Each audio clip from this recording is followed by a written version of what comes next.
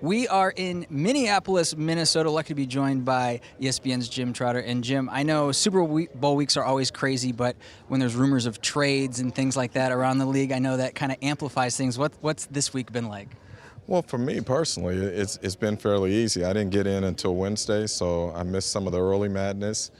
Um, Once you've been through this a few times, it's almost like rote memory. You know what you need, you know where you got to be, you know when to be there. So it hasn't been that bad. It's a little congested this year, and I don't know if that has to do with the cold outside and having everyone inside. So that's been interesting to me in terms of just trying to get around with all of the media. But everything's been good, man. No complaints. It's a big week, obviously, for Hall of Famers. For the Broncos, we've got John Lynch, Brian Dawkins, guys who have played multiple years for the Broncos who are going to be considered on Saturday. When it comes to the safety position, I know it's always been kind of a weird position to judge as far as the Hall of Fame committee is concerned. What do you see coming on Saturday with that position specifically? You know, what's interesting is people think that we vote based on position, and we don't. All you're asked to do is to pick the 5 most deserving candidates, that you believe should go in.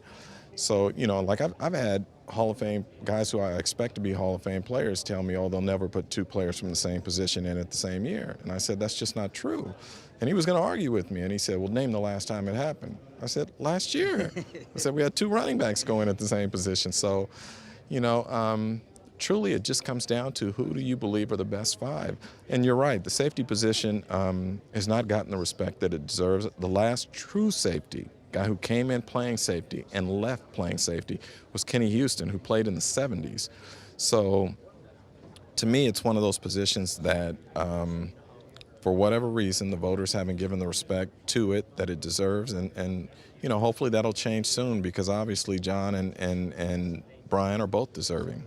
When you get into that room, what are the conversations like? I'm sure it's very emotional. It can get heated at times. What is it like on Saturday when you're going through things? It's long. I mean, we start at 7 in the morning, and I think one year we went 9 hours, if I remember right.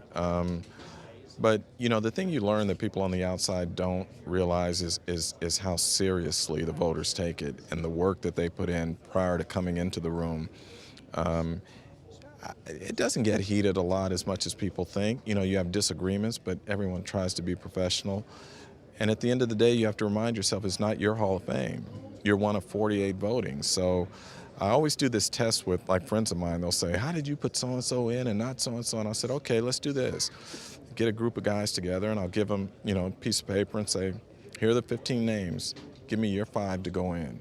And invariably, every one of them has a different 5.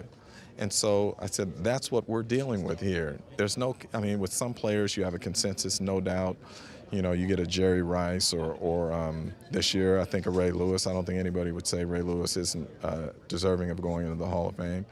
So, but it's an interesting room. There's a lot of respect. There are a lot of strong feelings, but that's how it should be. You should be able to have an honest discussion about the candidacy of guys.